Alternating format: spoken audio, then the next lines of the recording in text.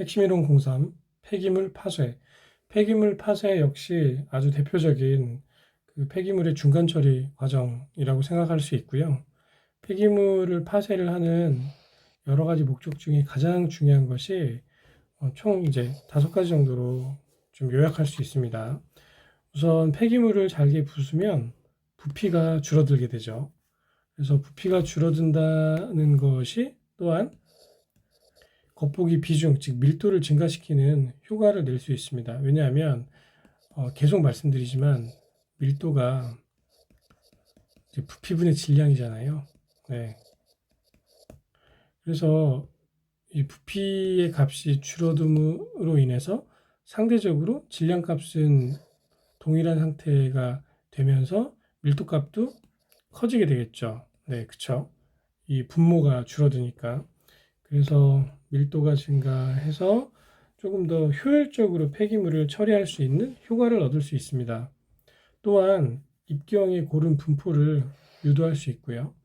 그리고 비표 면적이 증가를 해서 소각하거나 매립할 때도 조금 더 효율적으로 할 수 있습니다. 이 비표 면적이라는 그 사전적 개념은 입자의 단위 질량당 할당되는 이 표면적이에요. 그래서 동일한 질량당 이 할당되는 표면적이 증가하면 할수록 조금 더 소각 처리 같은 경우를 예를 들면 네, 이런 그 육면체에 어떤 그 폐기물이 하나가 있다고 생각을 했을 때 얘를 반으로 이렇게 자르게 되면 요 면적이 표면적이 하나가 더 생기잖아요. 또 이렇게 자르면 네, 이 면적이 하나가 더 생깁니다. 그래서 폐기물을 잘게 자르면 자를수록 이 비표 면적이 증가를 하면서 소각 처리를 할 때 그 활성화될 수 있는 이 면의 수가 늘어나게 되는 거예요. 그럼으로 인해서 조금 더 빠른 시간에 소각을 하거나 처리를 할 수 있는 그 효과를 기대를 할 수 있겠죠. 그런 의미로 생각하시면 좋을 것 같고요. 또 이제 파쇄 처리를 하면 특정 성분을 분리하는 것도 상당히 유리해집니다.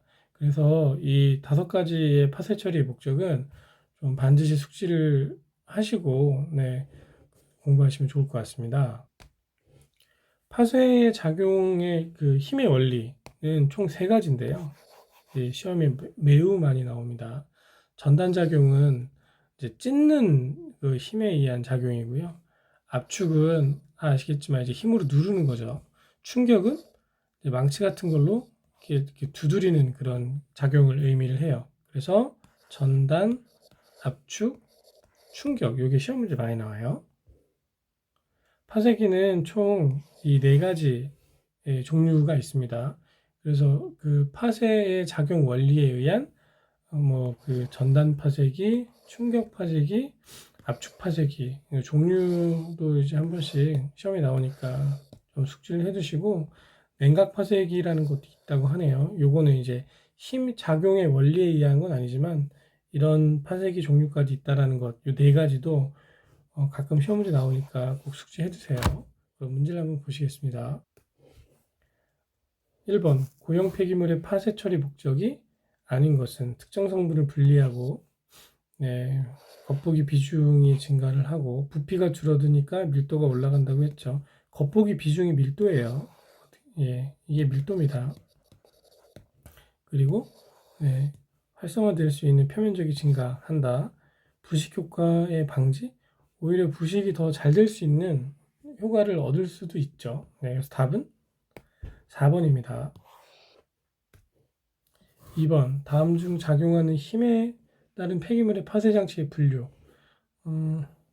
전단식 찢는 힘, 충격식 두드리는 힘, 압축식 누르는 힘, 공기식 파쇄기라는 건 없어요. 냉각식 파쇄기가 있었죠. 그래서 답은 4번입니다.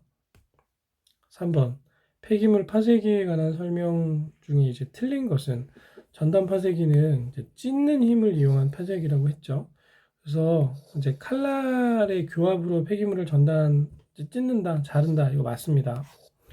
2번은 그 전단 파쇄기는 충격 파쇄기에 비해서 파쇄 속도는 느립니다. 여기까지 맞아요. 네.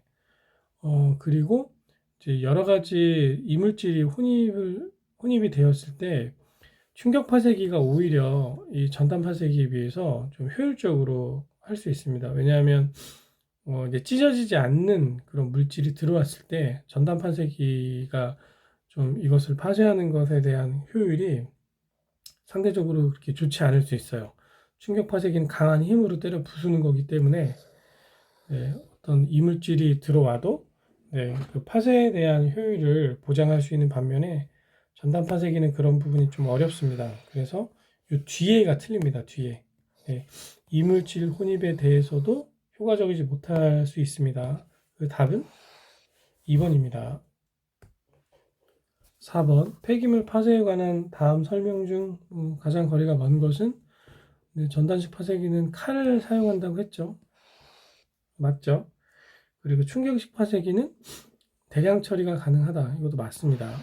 네, 그리고 충격식 파쇄기는 연성이 있는 물질, 좀 연한 물질 파쇄에는 부적합하겠죠. 아무래도 충격이다 보니까 좀 물질이 단단한 것을 깨부수는 게 좀 더 효과적일 수 있습니다. 반면에 유리나 이제 목질류 같은 경우는 요거는 좀 단단한 고형 물질이기 때문에 얘네들은 전단식 파쇄기로 하는 게 아니라 네, 충격식으로 많이 이제 하죠. 오히려 전단식 같은 경우는 잘 이제 찢어지는 플라스틱이나 종이류를 파쇄하는 데 좋고 솔직히 목재 같은 경우는 네, 이 그 전단식 파쇄기로 쓰기도 합니다. 그러나 유리는 네, 칼날로 깨부수는 게 되게 어렵고 위험할 수도 있잖아요. 그래서 전단식 파쇄기로 사용하는 것이 유리가 정확하게 하면 맞지 않습니다. 그래서 답은 4번입니다. 5번 폐기물을 파쇄하는 과정에서 발생할 수 있는 문제점. 이거 그냥 상식적으로 생각을 해보시면 네, 파쇄하면서 먼지, 소음, 폭발 발생할 수 있죠. 근데 침출수, 즉 물이 발생한다는 것은 좀 네, 의심의 여지가 있습니다. 답은 4번입니다. 핵심 이론 공사, 슬러지 탈수. 탈수도 굉장히 중요하죠. 물을 잘 빼면 뺄수록 네, 슬러지의 어떤 즉 처리하고자 하는 그 폐기물에 부피도 줄일 수 있고 부피를 줄이면 뭐 효율적으로 처리를 할 수 있기 때문에 매립도 부지 면적도 줄어들고 소각시킬 때도 굉장히 효율적으로 할 수 있고 그래서 탈수가 굉장히 중요합니다. 이 슬러지의 탈수성을 확인할 수 있는 대표적인 인자가 바로 여과 비저항인데요. 여과 비저항은 그 물질의 그 여과막을 통해서 액체가 흐를 때 받는 저항값을 의미를 해요. 네, 그래서 이 저항값이 크면 클수록 네, 탈수가 잘 안 되겠죠. 그렇죠? 그래서 이제 여가 비저항이라는 값을 계산하는 어떤 공식이 있는데요. 사실 이 공식을 통한 문제풀이 같은 경우에 뭐 이렇게 크게 시험에 나온 적은 별로 없어요. 근데 이제 개념을 네, 요 여가 비저항의 개념적 정의를 묻거나 네, 이 값의 크기가 크고 작음에 따라 어떤 의미가 있는지를 묻는 문제는 시험 문제 한 번씩 예, 나왔습니다. 슬러지의 탈수, 즉 물을 빼는 방법은 벨트로 누르거나 네, 이제 필트레이션에서 빼거나 그리고 진공 탈수, 원심 분리, 가압 탈수, 증기 건조, 동결 탈수, 로터리 킬링법 이렇게 다양한 방법이 있다고 생각하시면 되고요. 그리고 세 번째로 이제 슬러지 함수율이 나왔습니다. 이것은 슬러지가 포함하고 있는 네, 물의 함량을 계산하는 공식이라고 생각하시면 되고요. 이거 시험지에 굉장히 많이 나옵니다. 그래서 탈수 전에 슬러지의 고형물 함량과 물의 함량을 이렇게 비교하면서 이 네 가지 인자 중에 이제 세 가지를 주어집니다. 나머지 하나가 얼마냐 이런 것을 계산하는 문제가 상당히 많이 나온다. 그렇게 생각하시면 될 것 같아요. 그럼 문제 한번 보실게요. 1번 슬러지나 분유의 탈수 가능성 이게 여과 비저항이라고 했죠. 그래서 이 값이 크면 탈수가 잘 안 되는 겁니다. 답은 3번입니다. 2번 슬러지 탈수의 방법으로 적합하지 않은 것은 아까 설명한 내용 중에 이제 슬러지 탈수의 방법 벨트 프레스 있었고요. 그리고 필터 프레스도 있었습니다. 진공 여과도 있었고요. 스크류 벨트 프레스라는 것은 없었어요. 그래서 답은 2번이죠.